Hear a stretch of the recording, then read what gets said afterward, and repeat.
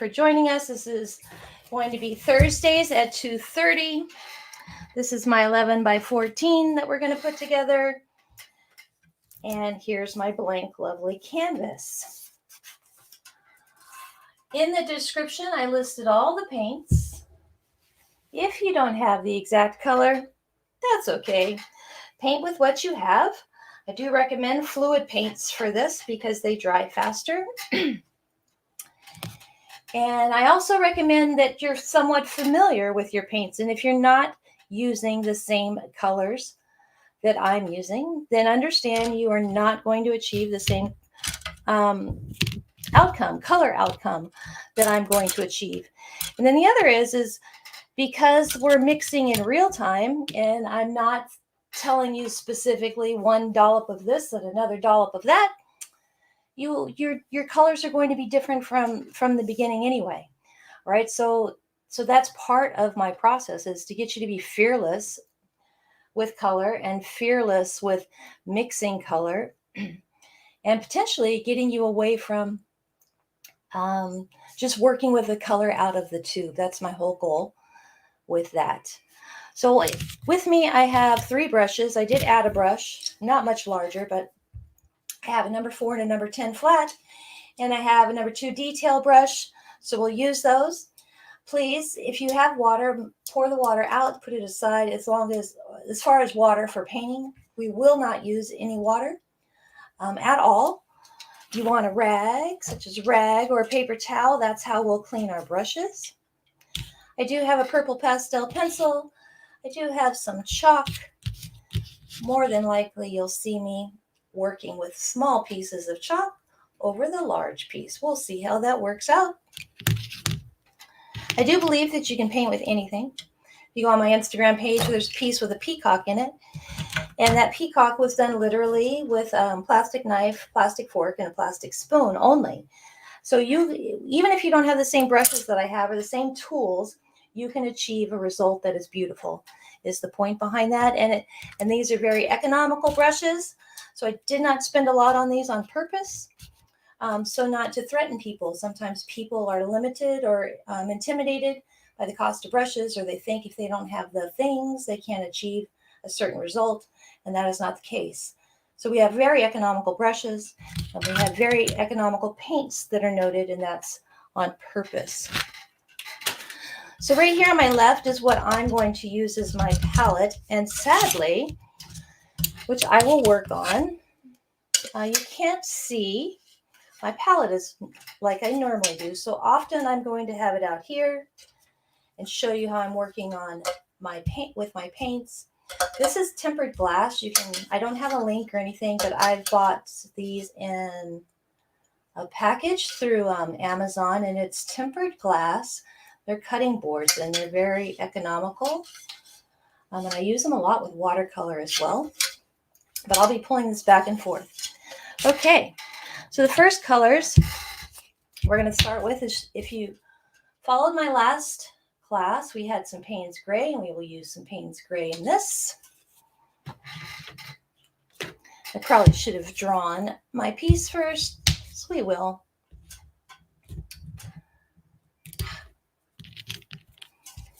And we're going to use the Phthalo Blue. And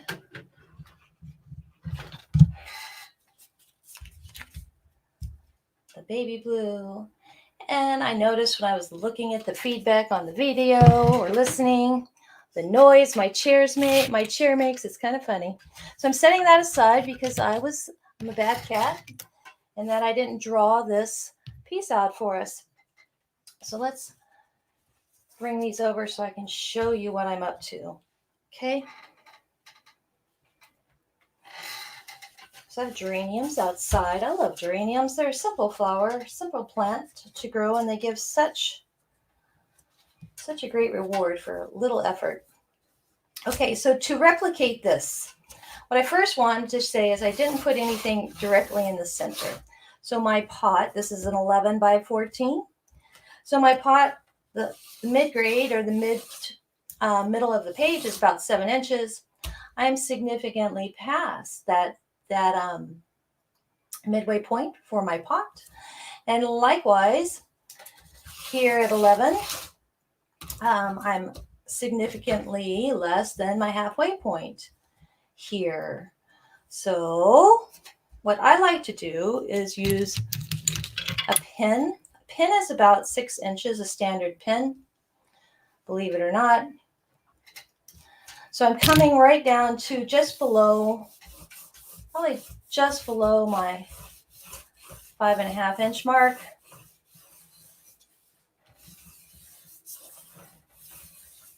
And I'm happy with my purple pastel to draw on my page so you can see it. I want you to see what I'm up to for the composition, right? So here, to do that, did the same thing on this page, on this canvas.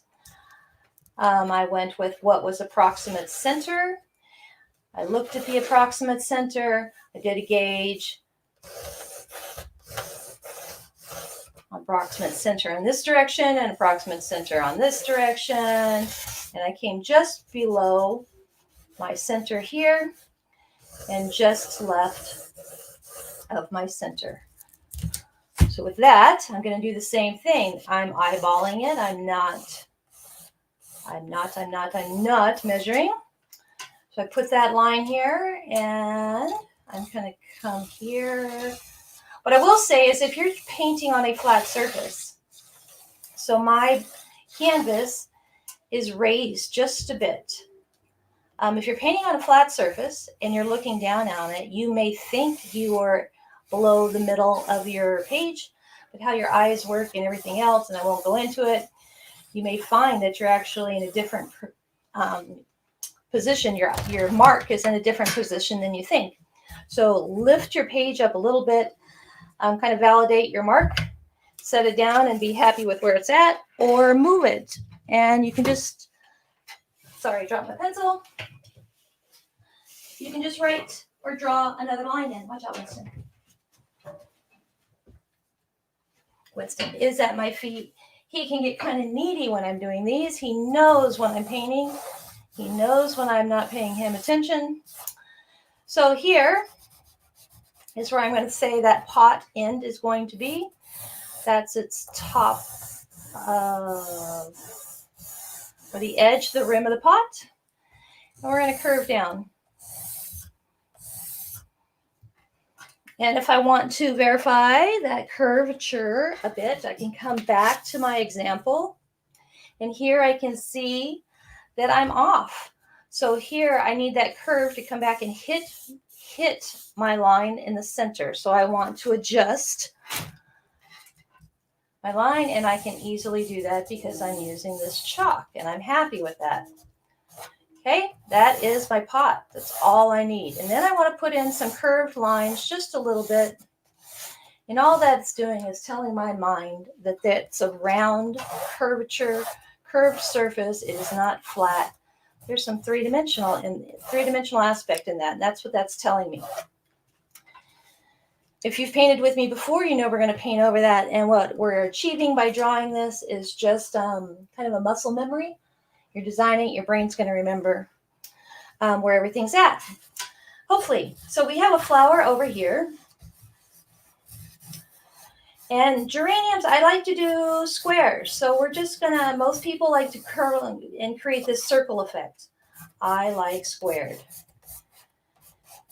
And there's no real shape at all. The reason I'm having you create these squares is this flower is hanging down in this direction.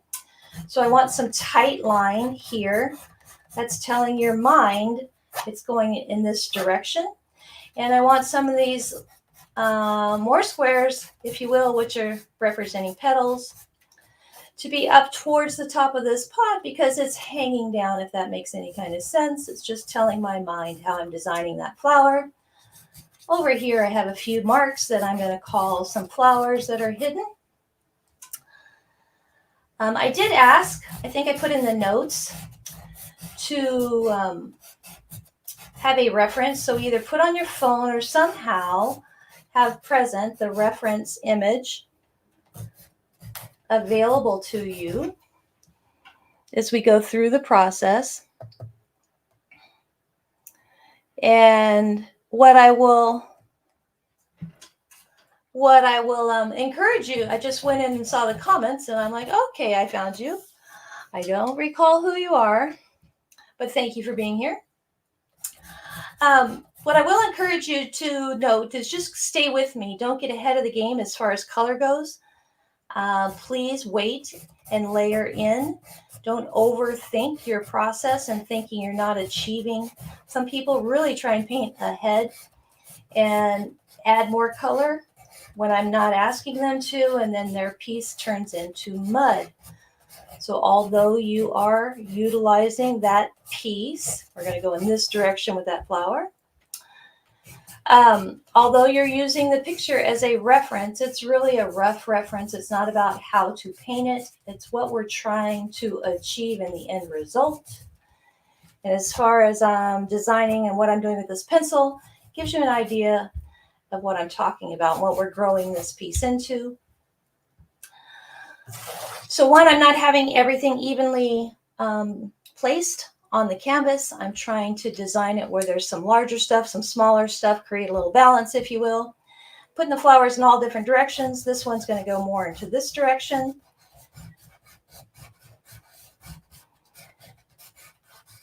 And again, I use purple pastel because it plays nice with the colors that I work with. I like pastel because it creates a texture for me. I like that it shows up on white canvas. I just like it. I mean, I do a lot of faces. Purple works well underneath faces. We're going to have a piece way up here in the top. This really helps give some shape. Then down here, I want a large piece. That's going in that direction. That's going in that direction. That guy is coming to the left. We're all over the board. And here's some little tiny pieces in here. We're going to have one down here that's a large flower. Again, I like to work in squares or line, I should say. I don't like curved lines. I like straight lines.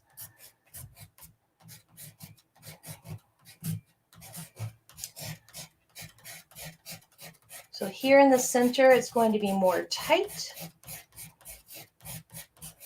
As you pull away from this flower, we're going to have larger shapes. That just tells you what we're up to. Does that look like anything? Probably not. In my back patio, where I have some flowers put up, and I actually have some geraniums there now, there is a panel, an area that has wood on the wall, and it's actually a blue, kind of a grayish blue. So this line that I'm first going to put in here, we're going to give the idea maybe of panel or wood. I like the blue-gray to it. I'm making it a little darker than what's in my backyard. I'm going to start out with a smaller distance, or the width here is only about 3 inches. And as I come to the right, I'm going to grow that width wider. And that's just going to help your eye create a perspective again. I won't go into why, but it's just going to help your eye. So it's one of those do as I say, and I appreciate you for doing so. So this one's about 3 inches, and it is a little to the left of where the pot lies in, and that's because we're going to create some light space. I want a dark line in here that's going to tell me there's darkness. I'm going to end up allowing light to be right here. That's the reason behind it. This center line is a little off for me. I really want this next one to the right of what we had as center. See, if I had a pencil and I was drawing this in graphite, and I did that one, it would just create an ugly mess, and gray graphite muddies the color. I like the purple. Back to purple. So this is that line. And then just a little wider.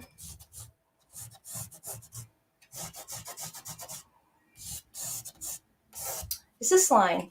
And just as before, I break in the, when I say before, my last class last week, which is now, I don't have it up on YouTube, I'm working on it.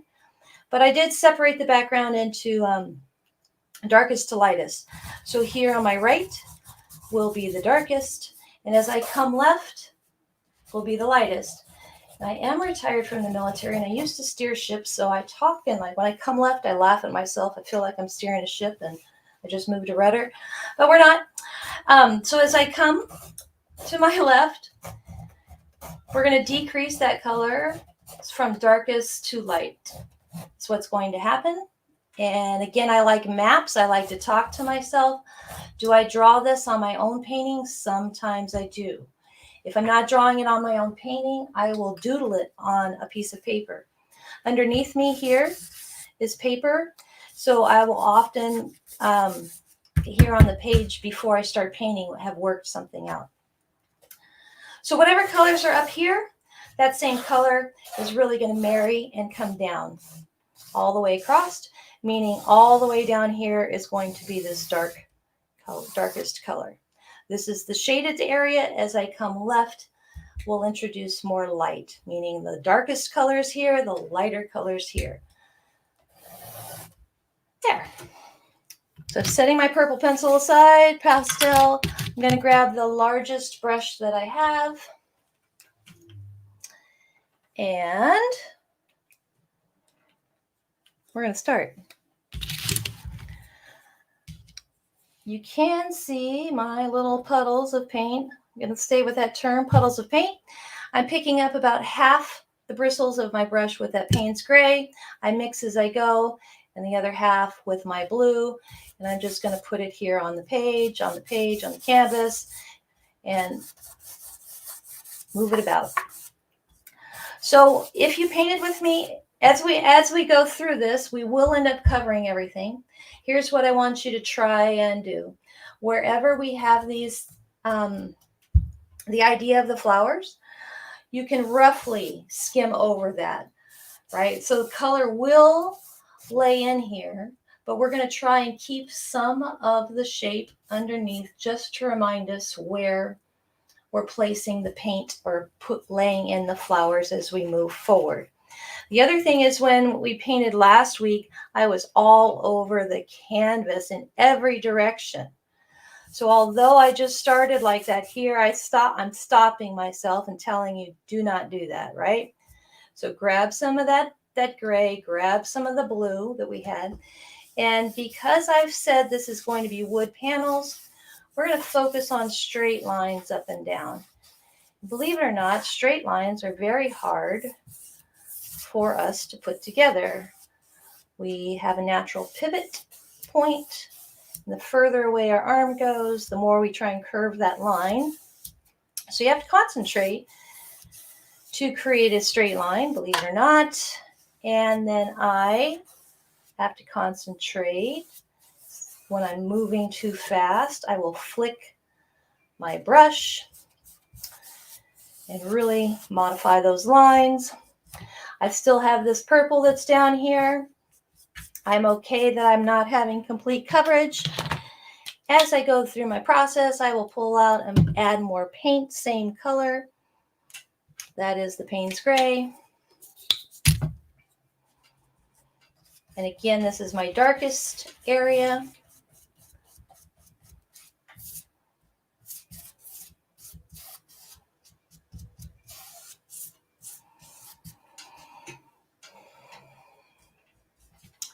So as I come to the left, it'll get a little lighter. So although I have gray on my brush, I'm grabbing more blue, and I don't want to annihilate my little foliage, my flower here. So I'm going to put it here in this more center area and be mindful that I'm trying to retain some of that shape. And then, excuse me, the shape is not for actually how I'm going to draw the flower in, but it's just really telling me where it's at.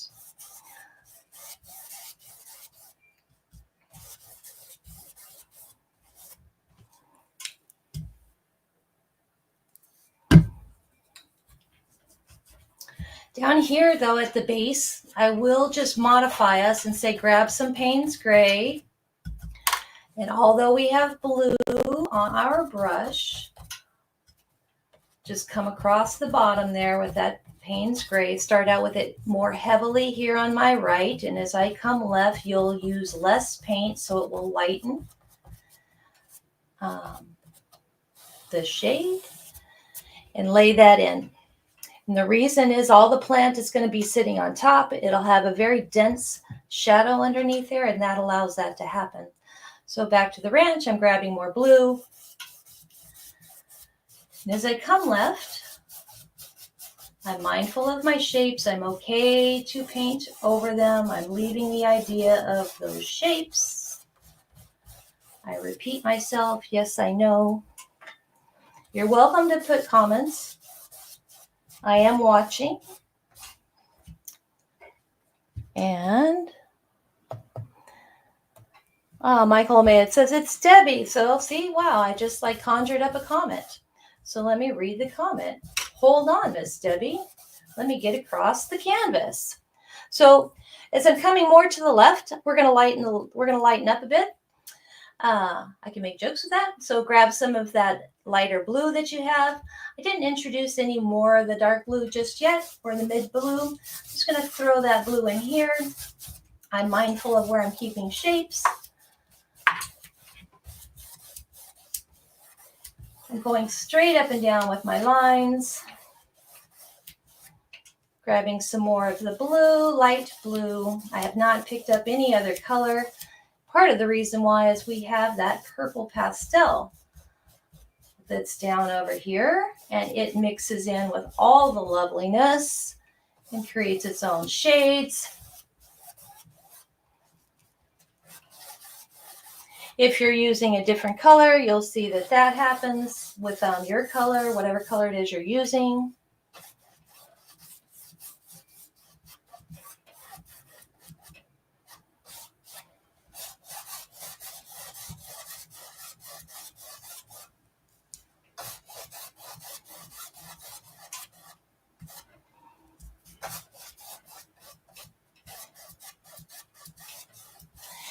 There's quite a bit of paint on here, so, and as we go forward, we're going to put even more, and it's wet. So I'm using the full width of the brush. If I were to come and use the knife edge is the edge of the brush. If I were to pull down and make a clean line, I'm going to pull paint or take paint off of the canvas, and I don't wish to do that right now. So I'm using the full width of the brush, straight line, sorry. I'm going to grab a little more of the light blue because I see from my camera quite the drastic difference. So I'm picking up some of that mid blue, a little more of the light blue, and I'm just going to bring some in, work it in a bit. That light space that's left is the idea of where I'm going to be placing flowers. I'm going to show you what we're going to put there next. So next I'm grabbing my Aqua and I'm placing it on the palette here to my left of the light blue. Aqua can really shift the painting, so I'm being careful where I place it. Mindful of it. Then I grab some of my magenta.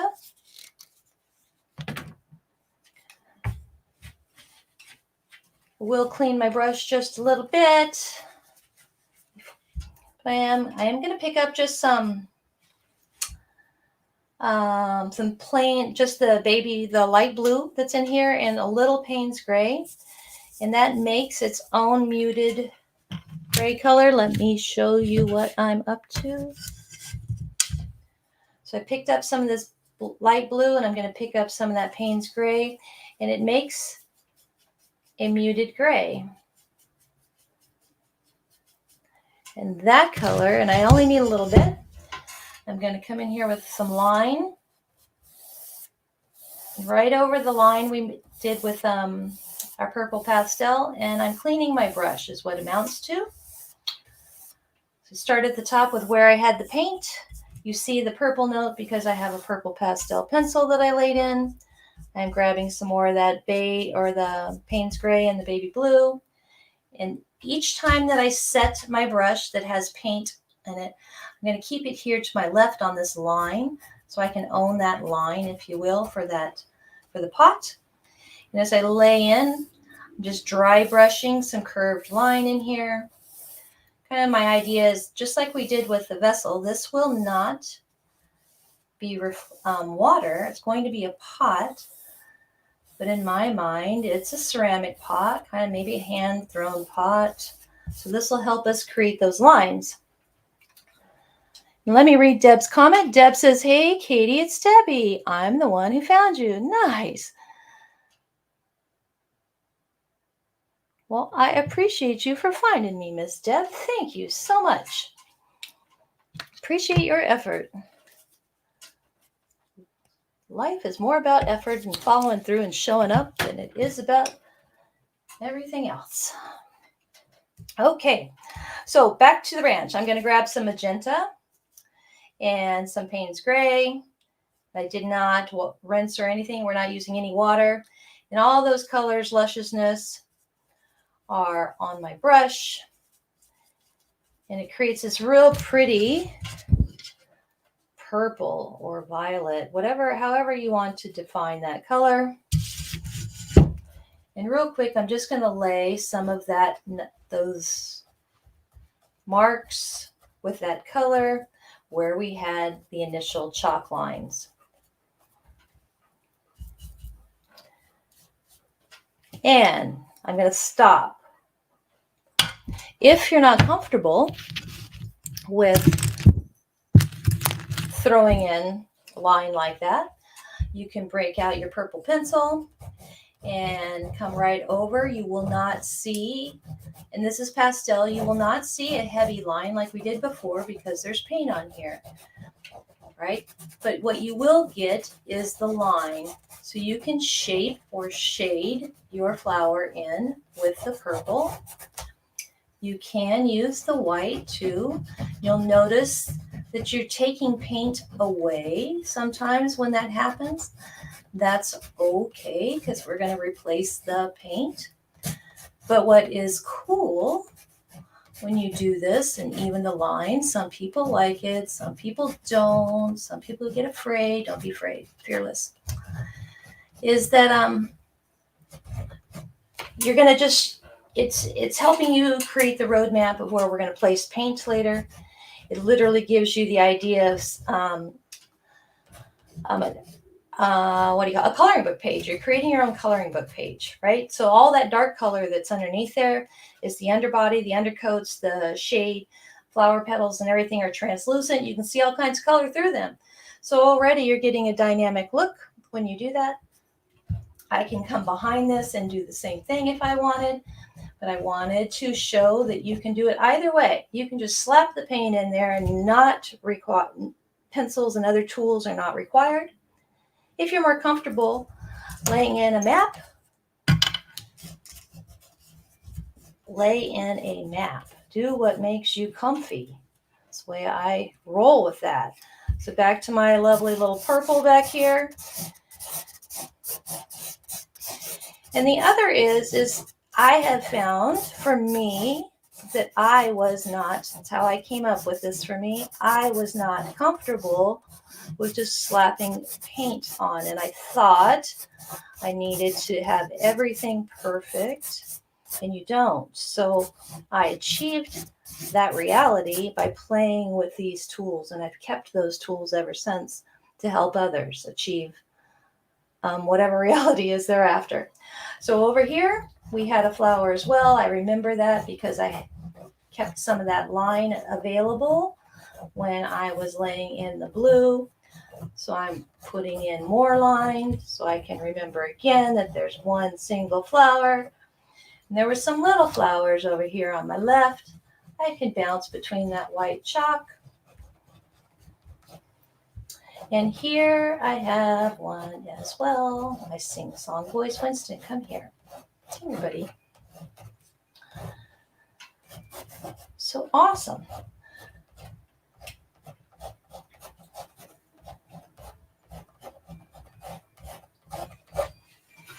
So hopefully everyone has something that looks similar to this. And I'm going to pause for a second and be silly.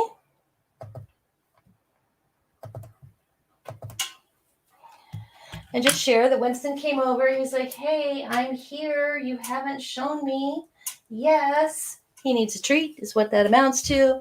He wanted to say hi. So hi, there you go. He's out now.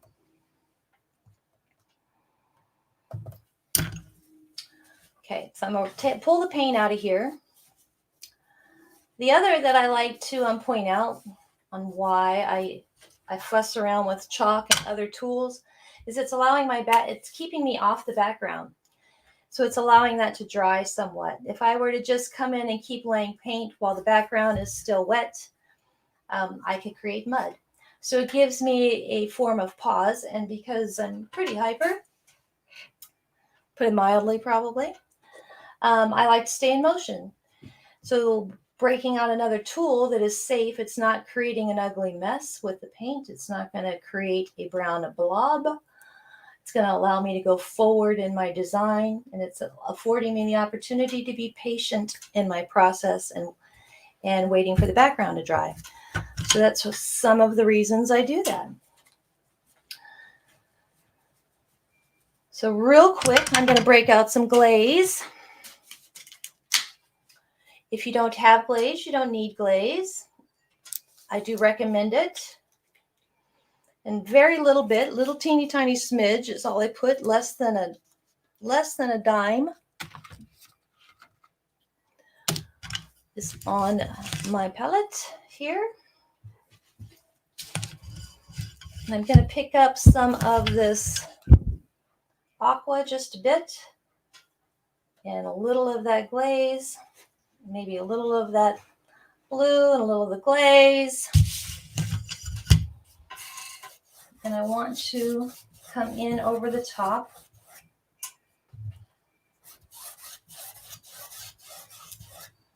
And it really just allows you to see all the color. Yes, my flowers are still there.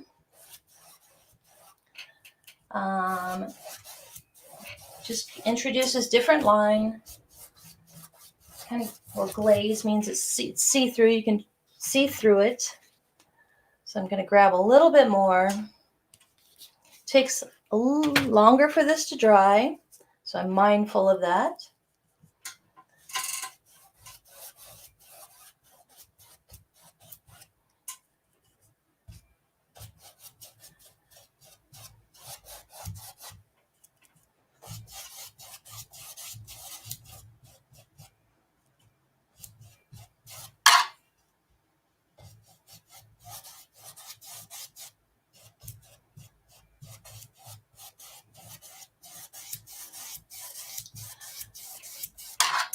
I do talk about being fearless when you paint with me. To do this fast when you're not familiar with it can be really scary, and you have to be willing to accept the result. So if there is no failure in my world, just isn't. You just achieve a result you weren't after, and then after you've gone through your process and you look at it and you haven't achieved the result, you ask yourself why, you assess it, you go back and you do it again.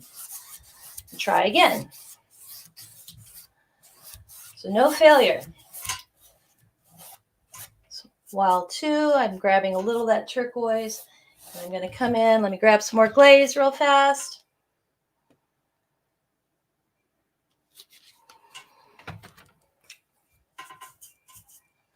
A little bit of that turquoise and the glaze. And I want some of that color. So just like if you were painted with me last week, just like the process last week, every color that I introduce into the piece will come into this pot to create the pot. Just my idea, we're all connected, and I kind of represent that in my work. Okay. So in theory, we've touched the entire canvas. We still have some white space. I'm well aware of that. So no water. We're going to not rinse, we're going to pull the residual paint as much as we can out of the brush. What is nice about these colors and the type of colors they are, or palette, where they are on the color wheel. I think I said I defined it wrong last. I used the wrong word. I said on color palette, and it's actually color wheel. But these colors are really right next to each other on the color wheel. And because they're right next to each other on the color wheel, they really play nice in the same sandbox. Is how I like to look at that. This turquoise, on the other hand, it can really shift these guys for me. So I like, and even this baby blue, because the lighter these colors are, there's a white that's introduced, that's added to these to make them, and it can really shift the hue of these. So I keep them as far apart as I can until it doesn't matter. With my next brush, the number 4, I'm going to come in with that purple. I'm going to put more magenta on my palette, more blue.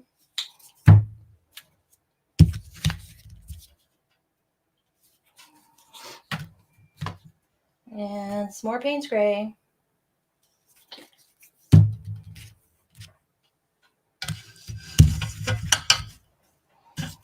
And if you need to, keep building your flower up if you want to put it in here.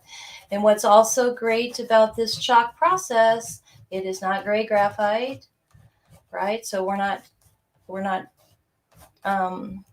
shifting the color in an ugly way.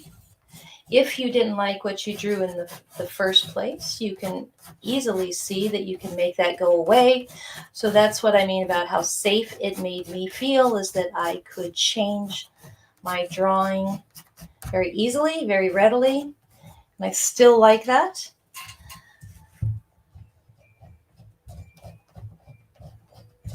I do understand that when I'm moving this chalk on the canvas, I am pulling lines, paint away, putting. If you don't need to draw these lines, you don't have to. You can just be at pause until I start again with the paint and lay your paint in. So again, this flower is going to go more to the right. This one's coming more up and left. That one's coming kind of more to this corner. So when I'm drawing these in, I am defining that in my mind and with my line.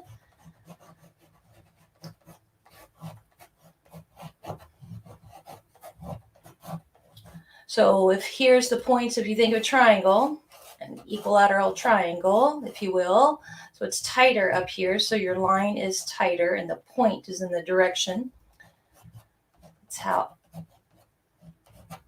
I'm drawing that. And as you get further away in your triangle, even though this is a flower and it's got more of a round shape, I talk of it as a triangle, then your petals, the idea of those petal spaces get larger.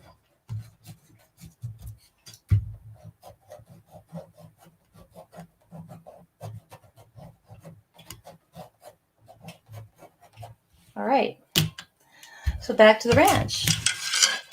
Number 4, some magenta, some blue, some purple, or some Payne's Gray. We're making this crazy shade of purple. I mentioned that I like purple. Yes. I'm going to give it more of a red note, so I'm adding more of the magenta.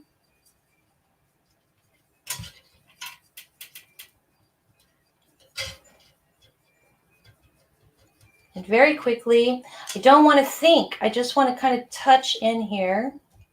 And I'm remembering those tight lines as I pull away, get further out from the direction that I'm taking that flower, my marks, which is the idea of a petal. And I use straight lines and more like a rectangular or square mark. They get larger. So at the top, at the point area, direction the flower is going, it's a tight space.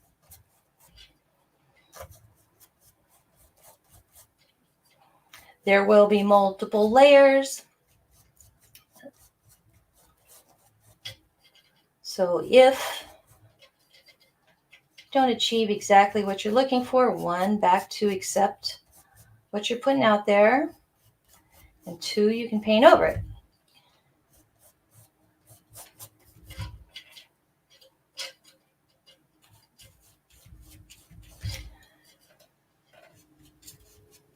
I added a little more of the violet to this guy up here, just make it a little brighter out at the top.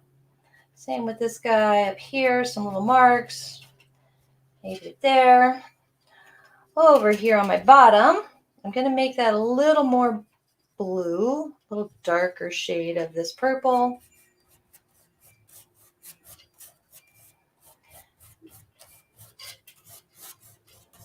Remember, on my right side, it's the darkest, except for up here, because there's more light that potentially is hitting it.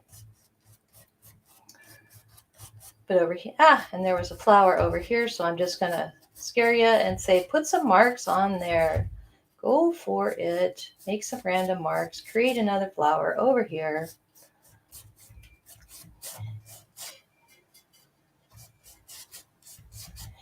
If you're not comfortable painting this fast, I understand. It was not my intention that this be a paint that necessarily everybody's going to paint along, but it's more of one that I really want to talk about what it is I'm doing as I'm painting and showing you that how this is my normal process as far as my speed, how I paint. All this jibber jabber that you hear is normally in my head. It's kind of funny. I need some magenta. And I'm trying to explain why it is I'm doing things so that when you go back and you look at it, you may be able to replicate the process or understand why it is I'm doing certain things. If you have a question, this is brighter over here on, I'll come back to that. This is brighter over here on my left because there's more light on this side.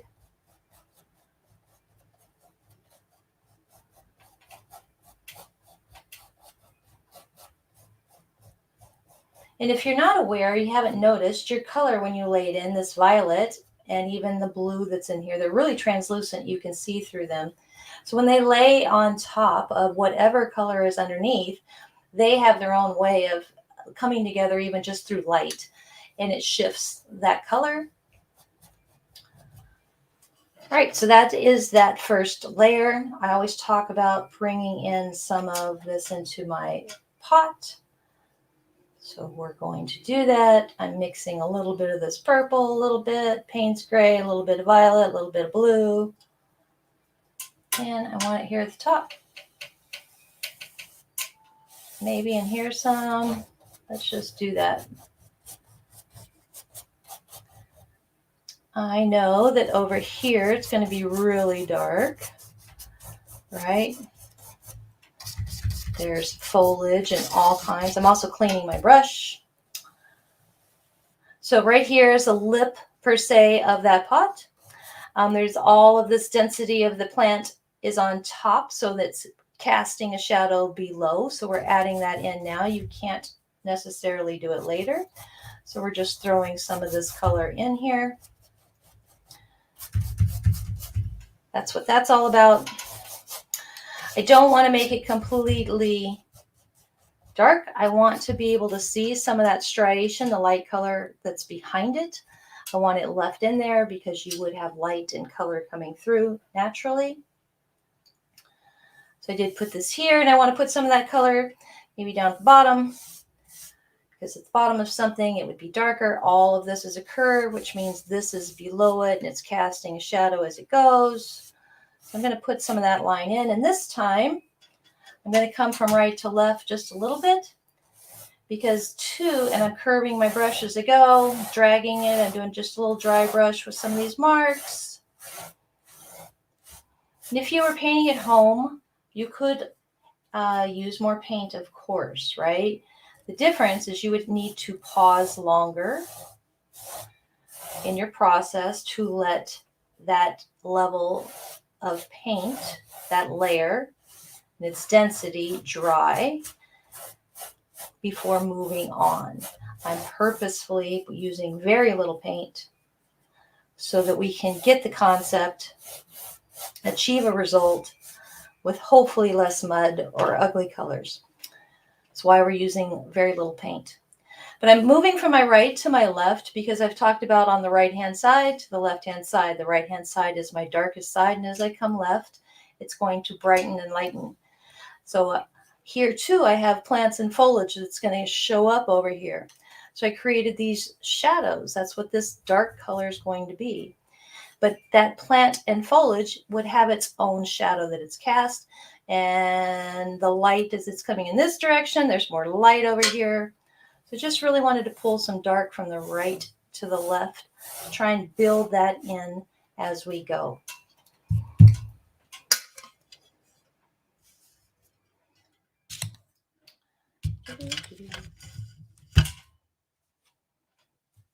And I'm cleaning that brush.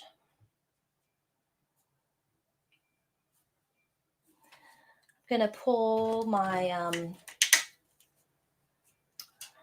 my red, my Pyrrole Red, and I actually have a golden red, Pyrrole Red.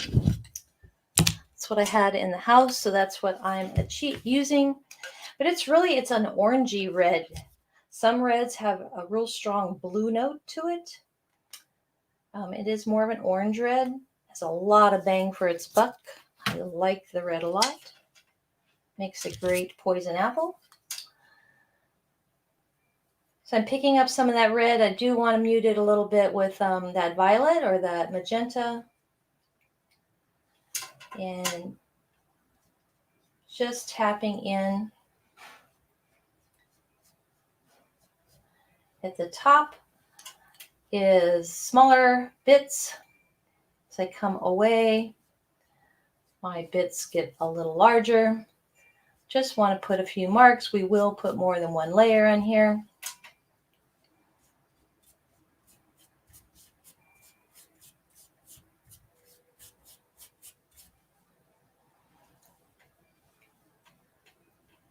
I'm going to do the brighter areas first.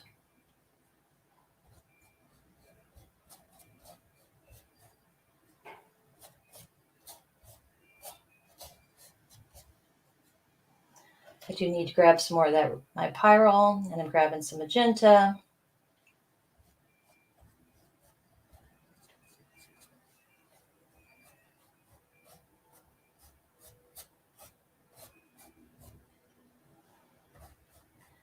This is an abstract, so we are not replicating the exact look of a geranium. We're creating the idea.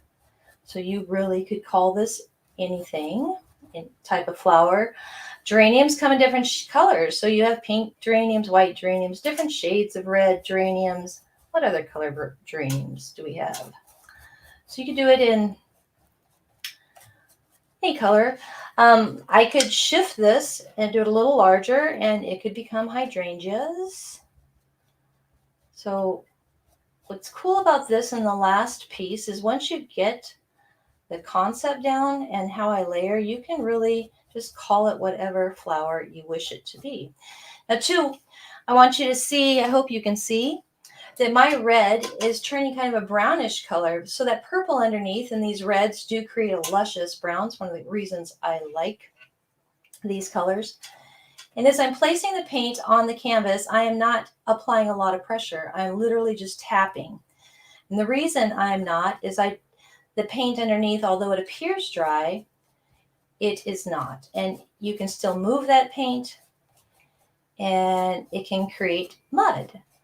So I don't want that to happen. Where it is tacky and the two come together, it does shift to a brown, and I'm okay with that, especially with geraniums, depending upon the age of the bloom and yada yada and where it is on the plant. Some are darker than others, so it just really creates its own built-in shadowing process as we build it up. The other is I always like to point out the translucency of the paint. There are some paints you can see through. So then it allows that color to shift just by laying it on top of the next. Some colors are opaque, meaning you cannot see through them. It covers over and you do not get that same look. So all I'm doing is I'm keep grabbing some of my Pyrrole Red and some of that magenta. There is some of the purple in my brush in those colors. So if I keep fiddling over here, I can really shift that Pyrrole to brown. So I'm not mixing it here on my on the glass, because I don't want that to happen. I'm literally just using the paint that's on the top of the bristles. I used to paint way down here like this, like a right, and that keeps me in my rigid little box. So I come way back here at the end, I have less control, but I found that one, it's more fun. Two, it's better for my neck. I have a bad neck. It's better for my hands. Just better for everything. But it keeps me from being too rigid in my application of the paint. And when I'm doing that, I'm less rigid in my application. That means I'm normally less rigid in my mindset. So I'm gaining a benefit of relaxing when I paint, my own form of mindfulness practice. We're going to practice Zen painting one day.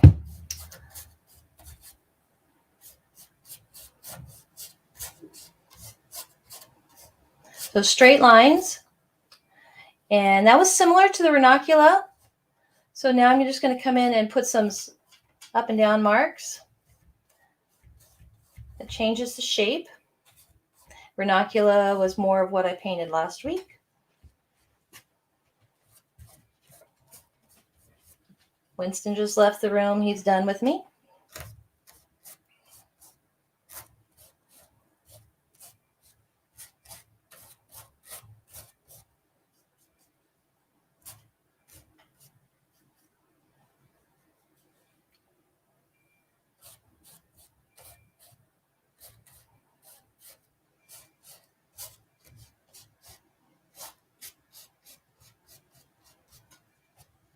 Beautiful. I know that we'll have some tidbits of red going on in here, so you can, just make some marks in here if you'd like.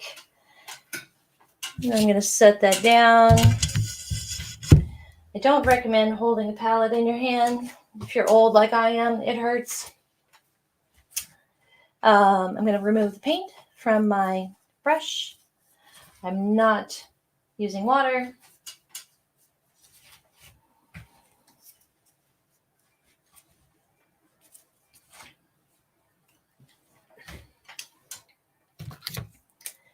Here, I'm going to bring in my green, Phthalo Green.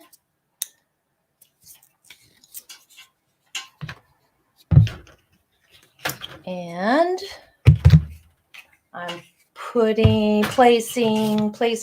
placing cadmium yellow out. So really, it's pretty much a primary color. So here's my my new green. I'm still keeping all the other colors, the Pyrrole Red. I have the Aqua, the Baby Blue, the Payne's Gray, Magenta. And we've used all the glaze for now that I'm going to introduce. So while this red is drying somewhat, I'm going to shift to some foliage, which means greens. In this dark note, these dark colors underneath here, it's going to add some of the shadow already that we need for the green foliage, but I do want to make sure that I have a pretty dark leaf. So I'm pulling some of that blue, some of the green, some of the Payne's Gray all together. It has a strong blue note. And I like that color just for the effect, and I'm going to bring it down here first.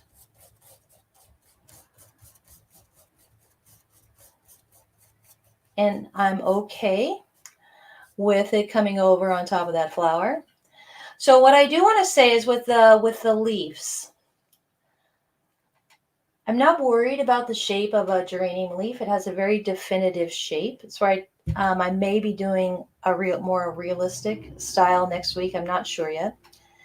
But to create the idea of one, a curve, a curvature to the leaf, a concave idea.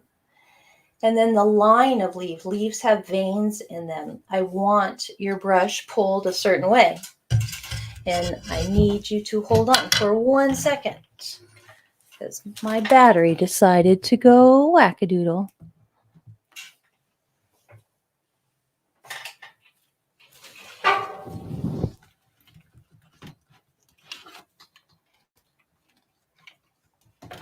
Now we should be okay. Ouch. Sorry. So over here on this side, I'm going to put more of this. It's a blue-green. I don't know if you can see it real well, so I'll add a little more green to it. And I was talking about lines. So and I'm going to demonstrate one just for the sake of an example, but I don't place this on your canvas just yet.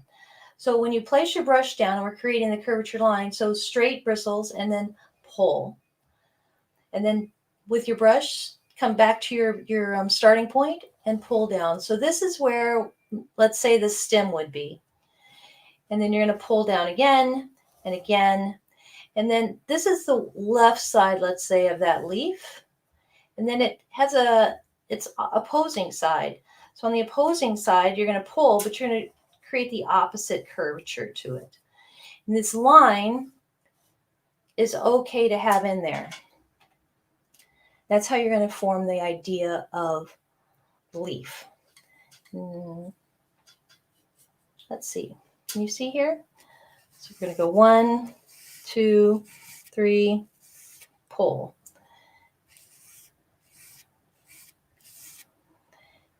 Right? That's all it is. 1, 2, 3, pull. And what's great is here on that this white paper that's down here. I don't know if you can see all the variation in the color that you achieve with it, because the white shows that. And when you're looking at it later, what you'll be able to do is see that line from a distance. That's the whole goal.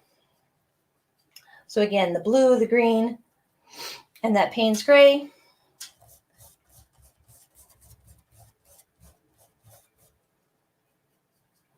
And then leave this area alone so that dries. I don't want it to create too much havoc down here when we come in with the pot area.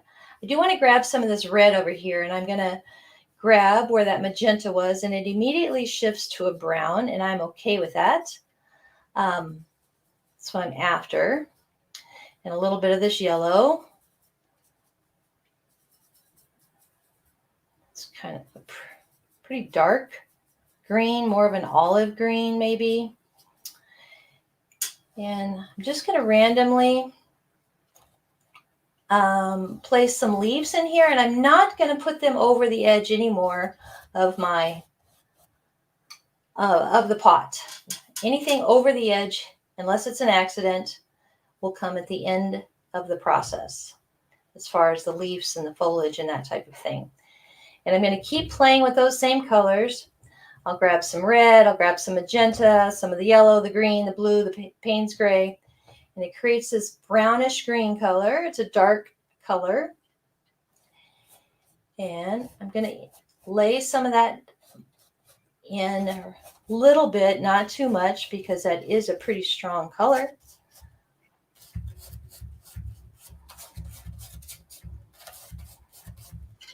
Then I'll grab more green. We're going to brighten that up. Grab some more yellow. The red that we added is already in there.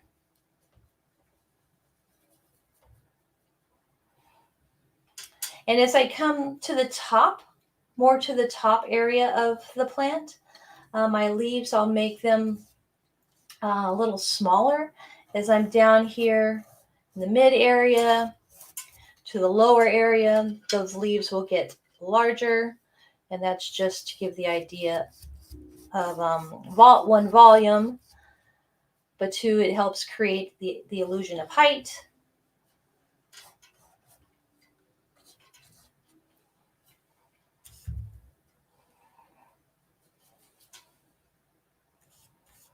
So it's really dark. And I put the light green, I added more yellow to it, just so you can see that the light colors are really going to stand up when we get to them. So it's be patient with yourself with these darker colors. Lay the darker colors in. You want the layers. You don't want to keep fussing on it and with your brush and working your brush over and over. You want to just touch and move, touch and move. And it's okay if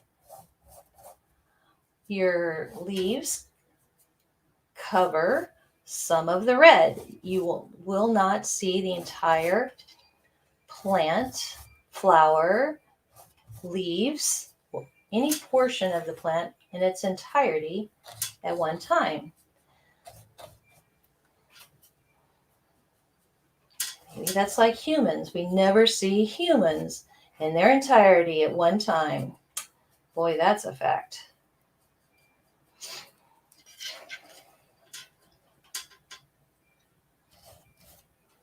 So I grabbed more yellow to start brightening this up.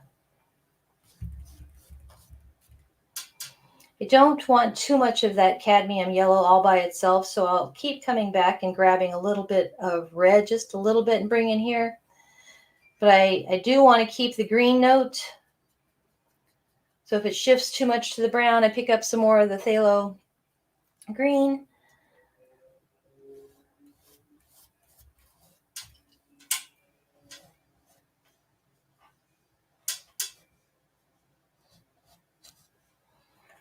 We are doing this to let that red dry. Here at the bottom.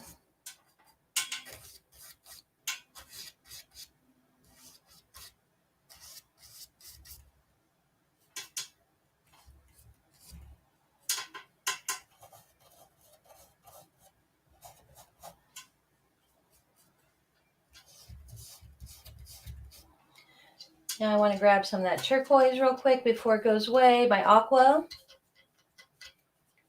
Add right on top of that. Really grays that color. I'm going to put some over here. Once I've added that Aqua, it really mutes, shifts the color. I won't expect this color to brighten up again. I'll clean my brush first. And I just want to add a little bit of this in. Again, I'm not trying for realism. I'm trying for the idea. 2, I can grab some of that baby blue and bring over here. It just shifts the color of green.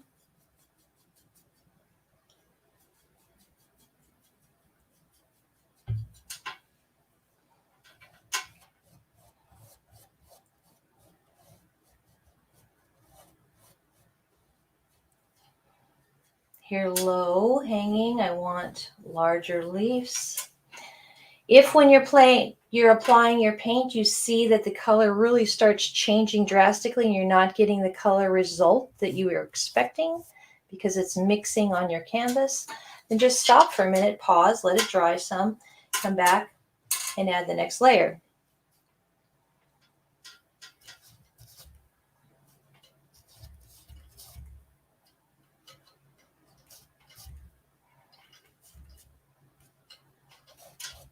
Okay.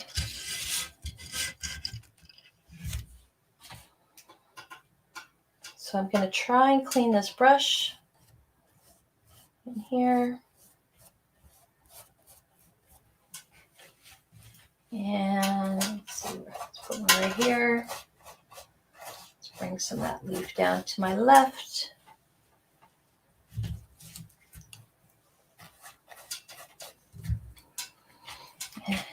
And I'll clean my brush.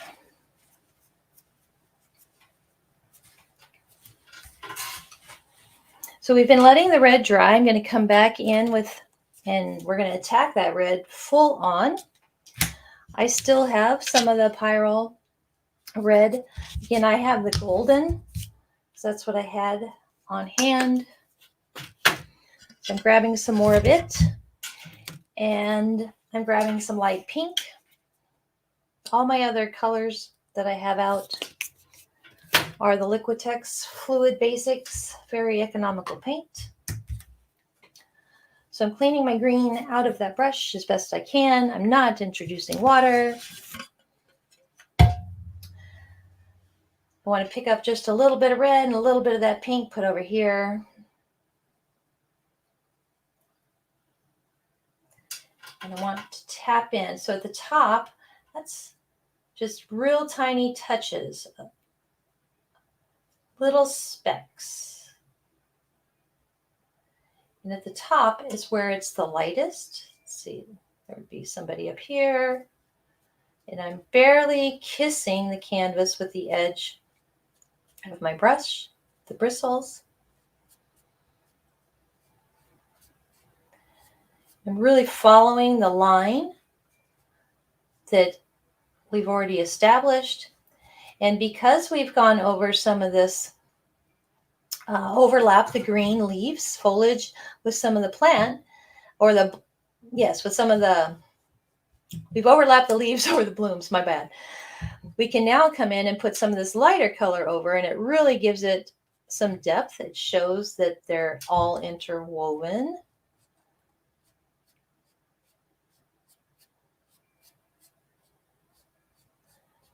And I'm using a squared flat brush, so I'm just touching in straight line on purpose.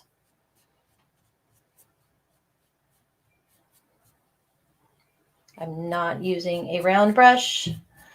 I'm not creating curved lines. I am using more of a squared straight line.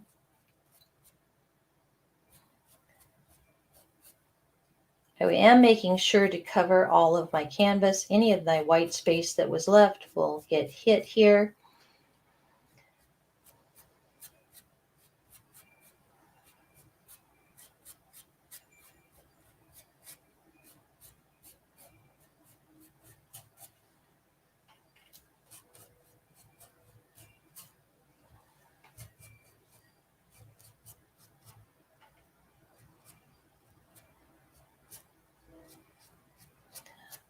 I don't know. I don't recall if I said thank you for being here, but thank you for being here.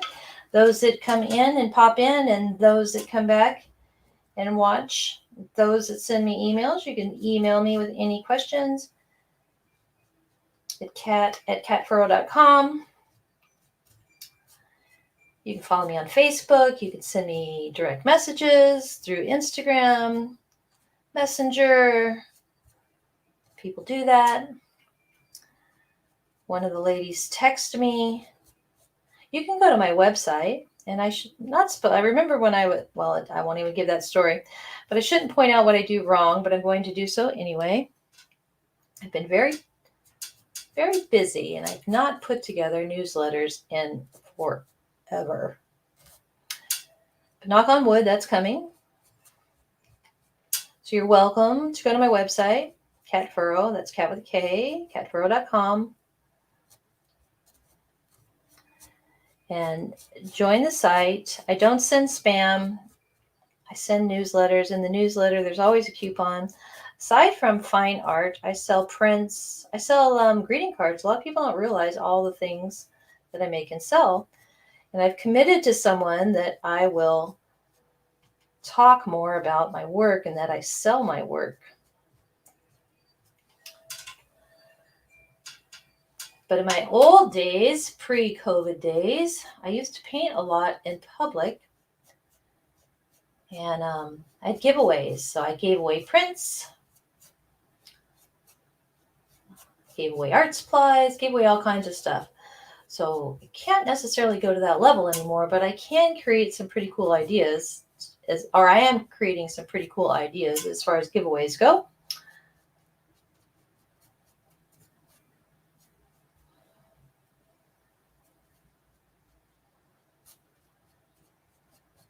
So again, I'm just coming in here. It's just the pink, the light pink, and my Pyrrole Red on top of these other colors. Here on the left, I'm really going to introduce quite a bit of the light color.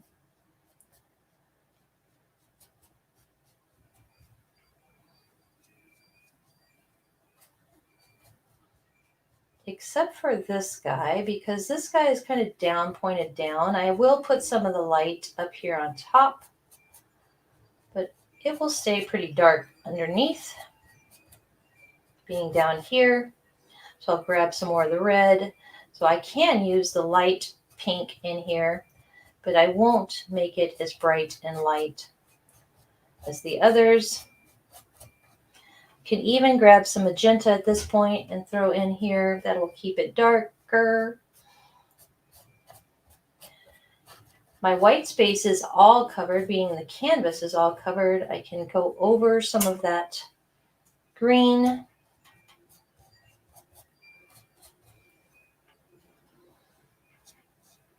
This is the magenta that I'm introducing. By touching over the green, it really gives the idea that the plants and the leaves are all playing nice together. They're all tucked in amongst each other. Some shows, some doesn't.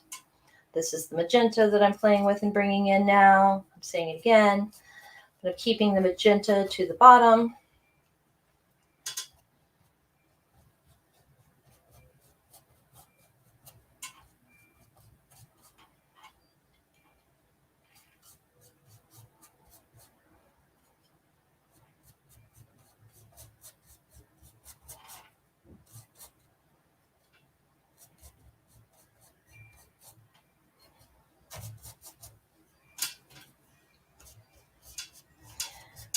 And the other is, if you accidentally touch a color that you're not expecting, don't panic.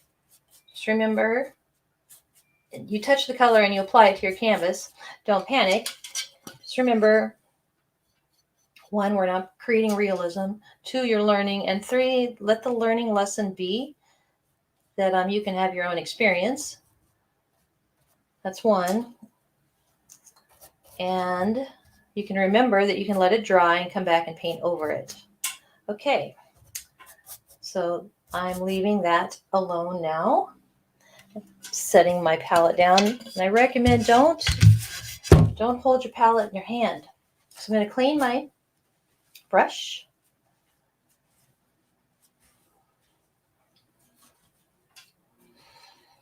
So we're going to come back in and lay a color of glaze and stuff over here on the left. So I'm going to let that dry. I am going to touch a little. I'm going to bring in a little yellow, not too much, and that pink and that red over here.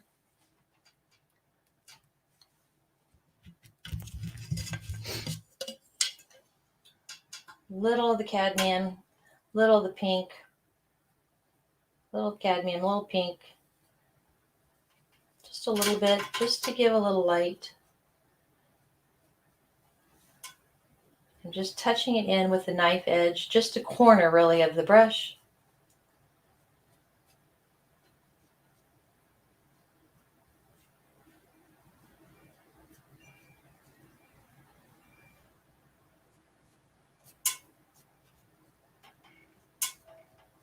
So all the light is on my left. So on this side of the flower, my left-hand side of the flower, I'd have more light. So I'm going to introduce some more of that yellow over here. Maybe a little up here, way at the top. And maybe here on my left-hand side of this flower, because the light is over here coming in. Not so much right there, just a little smidge, just to say hi. Then I'm going to grab some of that. Let's see what's left. I'll use the baby blue.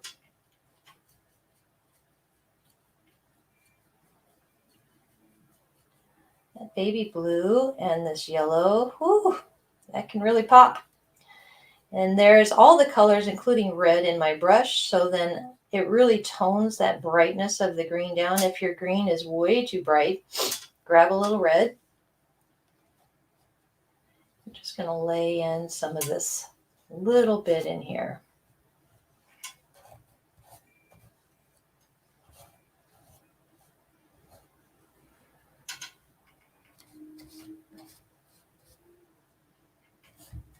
And here I touched a little magenta. I'm okay with that.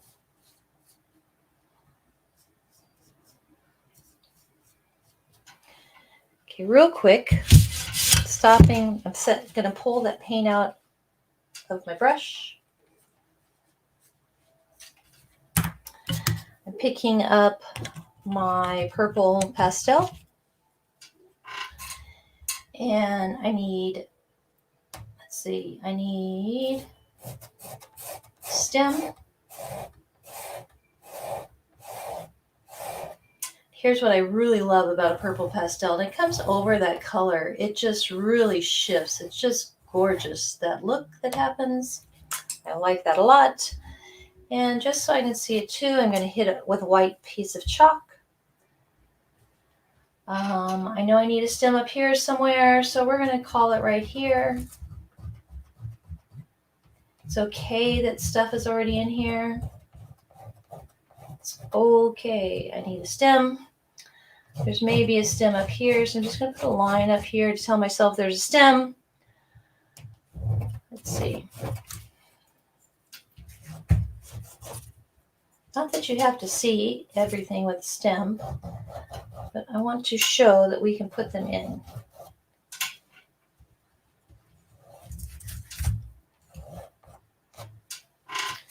And maybe there's one here. And I'll just put a line here just because. Just because. Okay. Knife edge. Let me grab some. I'm going to use the magenta.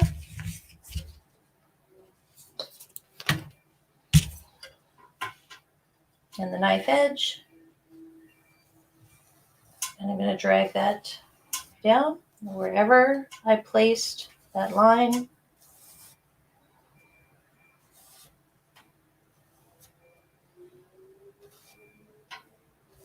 I'm really not going to think about it, right? Because just the idea of the stem.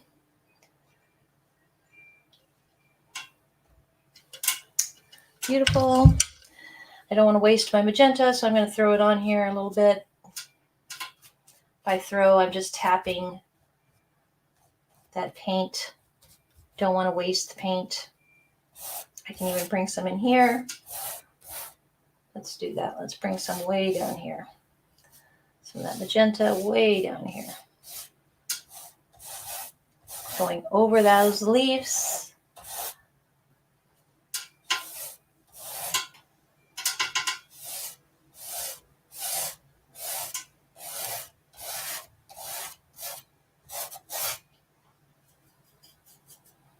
Here I've had a little of that Payne's gray and blue, and I'm going to mix it with that magenta a bit. And we're going to define that line.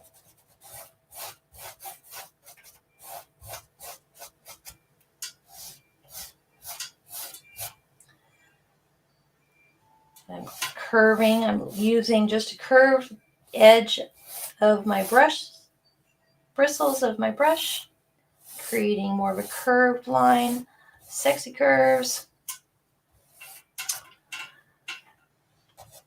Beautimous. I'm going to do the last pass, hopefully, with my, actually, that's not true. I'm going to clean, ouch, sorry. I'm going to clean this brush. I am watching the time. I'm going to grab some Payne's Gray real fast. Not some Payne's Gray, some medium.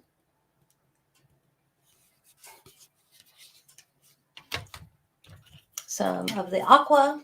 I'll show you. Some of the baby blue, the light blue. And we may need some Payne's Gray.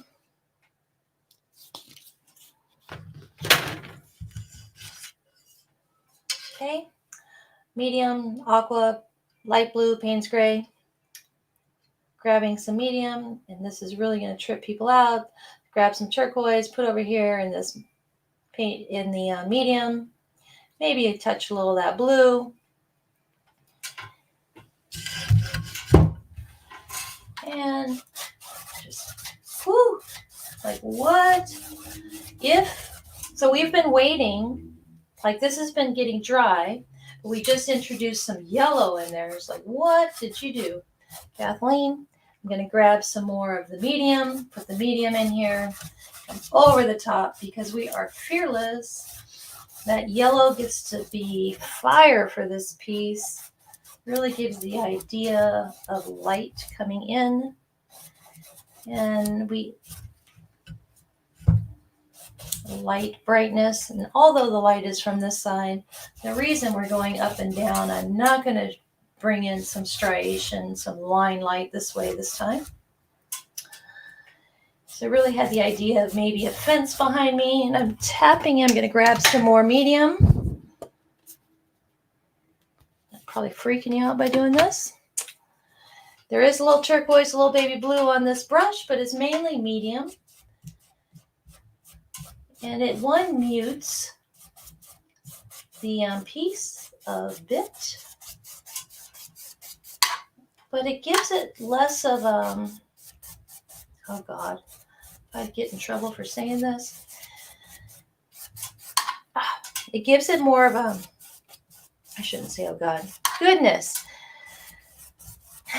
I have found in my experience that it gives it less of a cartoon-like piece. It gives me the idea that it's more of a, I'll just say it kicks it up a notch, your work, the appearance of it when we're all done. Okay, and you're going to leave that alone. If you cannot leave it alone, you really don't want to do that. And because of my angle, my line is really kind of crooked, which you'd really want more straight lines than anything. And I'm grabbing some of the light blue now, and I'm going right over. If my light blue touches on my flowers or something, I'm really not that concerned because we're going to come in and put, here, there's an example. We're going to put some light leaf in here really fast. And one, I'm limited on time, but two, I did it like this in reality. Just to show, like, get out of your head and just paint this fast, right?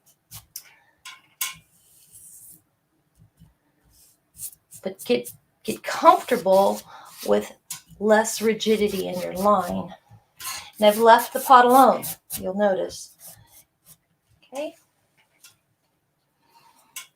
And I'm now going to grab just as tiny, I mean tiniest smidge of white. Tiny, tiny. And there is glaze still on my palette. I'm going to grab some more just because. And bring it in just a little on this side.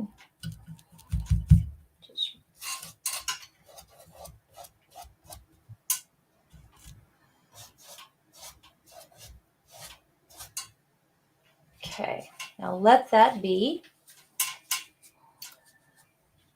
Pulling the paint from the brush.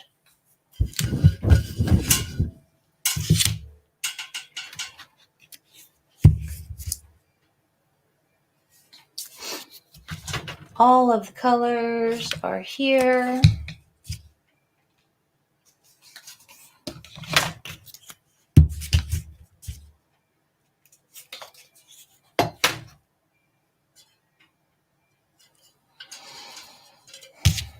So I have the red, the pink, the magenta, some of the Payne's gray, the glaze, the aqua, the green, and some yellow, right? And all I'm going to do is, I still have this large brush, and I have picked up some of the light pink, and I want to come in and touch strategically, randomly in places, right? Just brighten up, set this on top a little bit, some random marks. If you don't have the glaze, you can still do the same thing. You just would have used a really light touch with the color. You may use a different medium that you're familiar with. You could use water. However, if you use water, you really want to wait until you're real safe where it's just tacky. The water can introduce its own dynamic. You could end up removing paint. What we did is we just moved the paint. So just kissing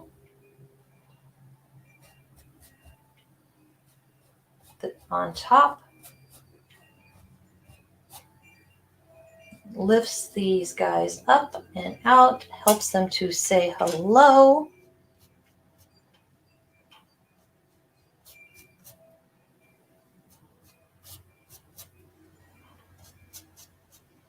This is the large brush. I don't want to be timid in my use, and I want to go really fast. And when I'm done with this, we're going to hit the pot below. Probably should have already put another layer on it.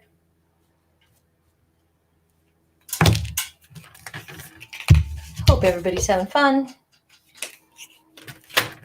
I'd love it if you liked, if you choose to subscribe.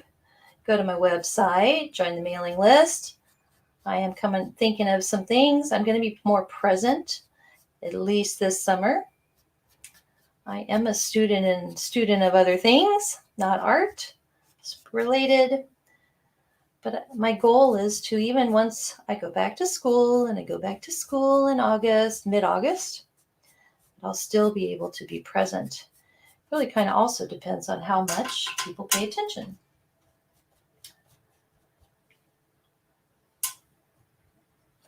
So real fast, I want to hit some of these guys. I grab some more of the Pyrrole Red.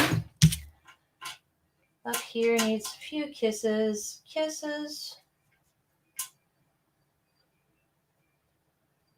Of paint.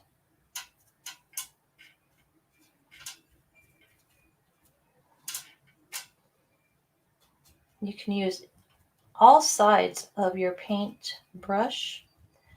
We are using a dry brush, so the acrylic paint is getting all in there. It creates its own texture to those bristles. So when you're setting it down, it just really kind of creates its own game of results, I guess I should say. It gives its own, you can't replicate it. You can't come back and do the same thing twice, because I can't replicate what this brush is doing exactly right now in this moment. Grab some yellow. Just want to touch some yellow in. Okay, before I get all crazy.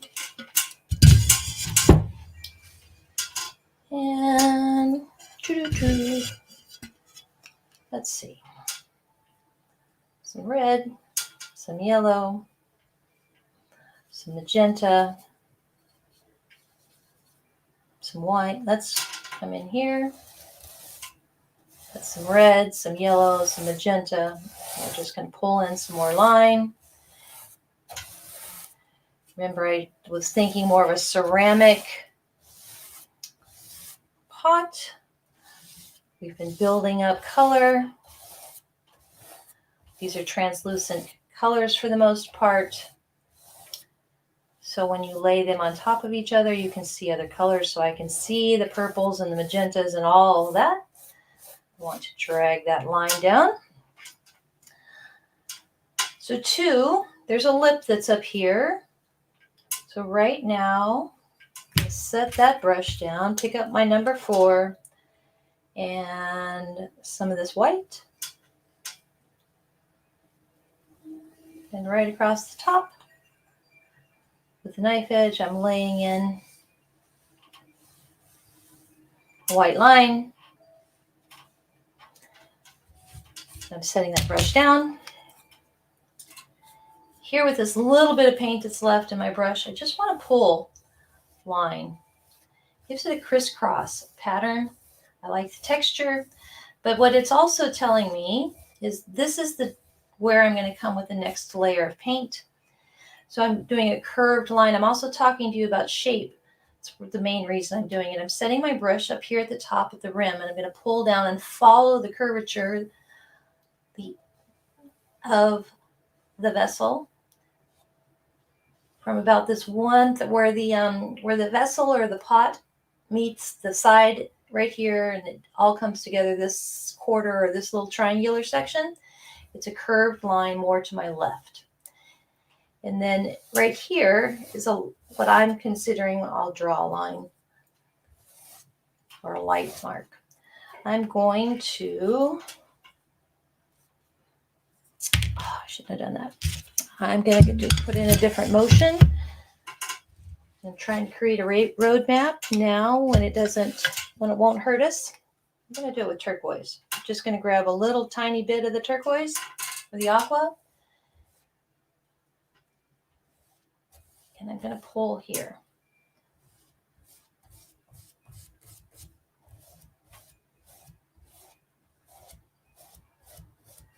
That's pretty.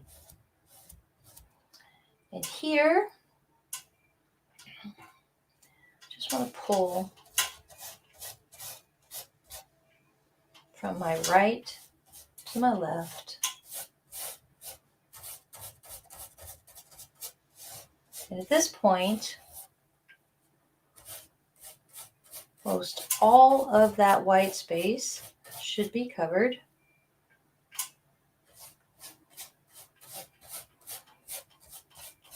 And we'll let that dry. So same brush, grab some of the green, grab some yellow. I'm going fast. I know it's been a minute. Grabbing some of the Payne's gray.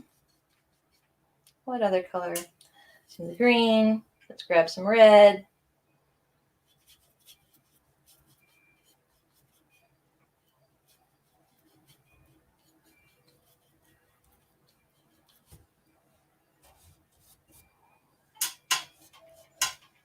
Just want to touch some of this darkness in.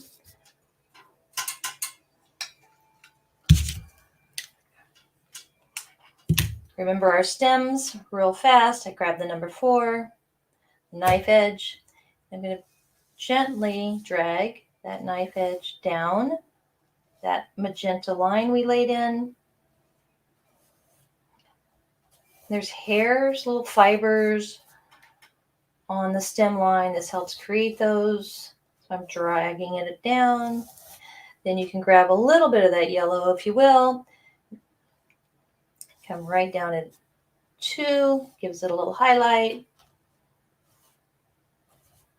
You can even touch that up here if you'd like. And while we're at it, just kiss a little white along there. Not too much, please. Not too much white. Just barely kiss the canvas with your brush. If you need to, you can walk the dog. Just barely tap the brush along.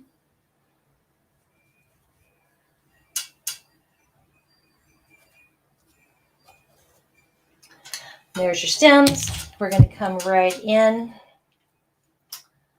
with greens. We're letting the pot dry for the last pass, hopefully.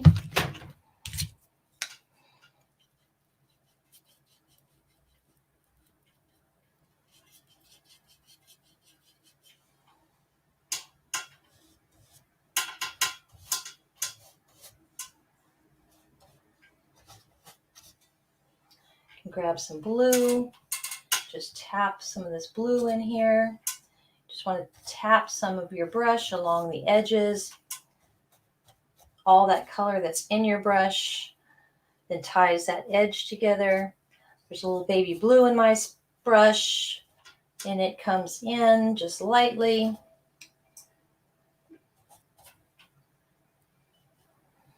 Maybe a little aqua. I just play literally with the color that's on the brush. If it gets too bright, I stop, because too much bright can really ruin it. And I'll clean the brush. But I'm happy right now.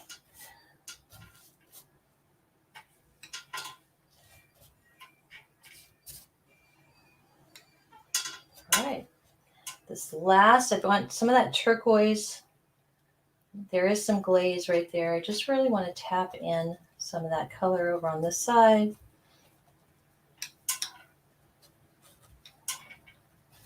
I did miss, I had a yellowish color down here, so I've grabbed some yellow on my brush with mixture of all that color, just tapping that in.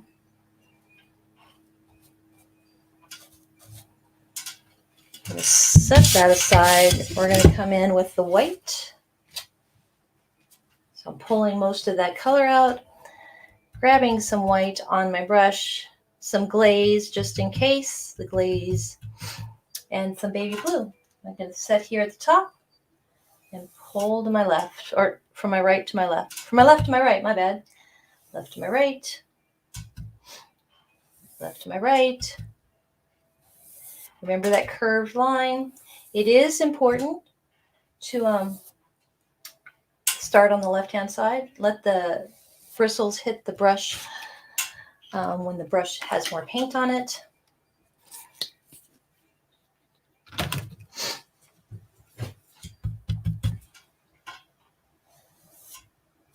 If you start working and fussing, and I'm coming in and I'm hitting the opposite, so where there's this gap between the white and the brown underneath, that's where I'm coming in again. But I'm not working the bristles back and forth. I'm not working the paint on top of each other because I want to see all the color. If I fuss and go scratch it in, I will just shift it dramatically, and I don't want to do that.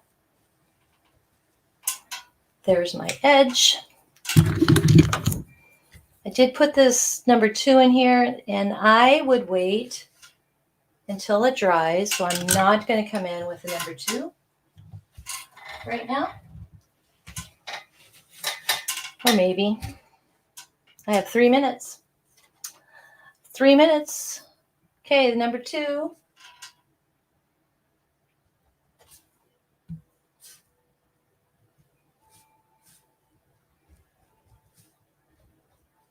I have an appointment now that just came about every Thursday at 4:30.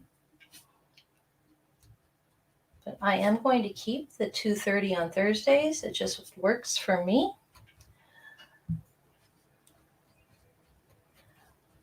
It is my intention to keep the long versions of these up with all the information. I'm going to go through them and edit.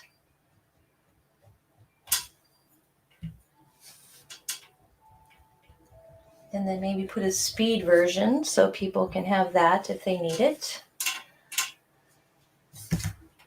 Okay, last dab is some green. I've grabbed that phthalo green, some of the Aqua,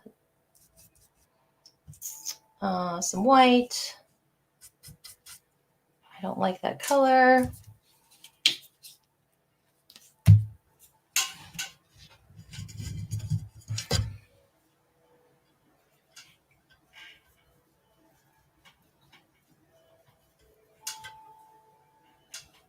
I have to lay down quick over the top of that white, or the white will say hello, and I don't want that to happen. Over here, it's kind of darker. This is the larger brush.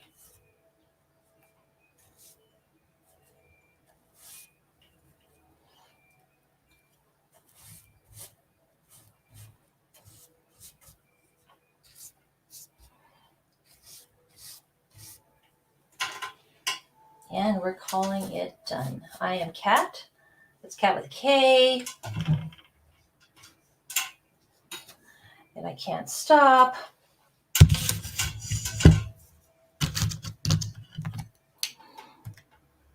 But I'm going to stop, or I'm going to show my face one last time.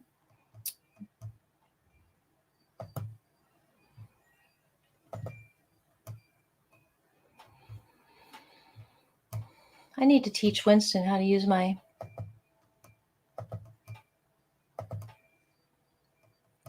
So again, that's Kat.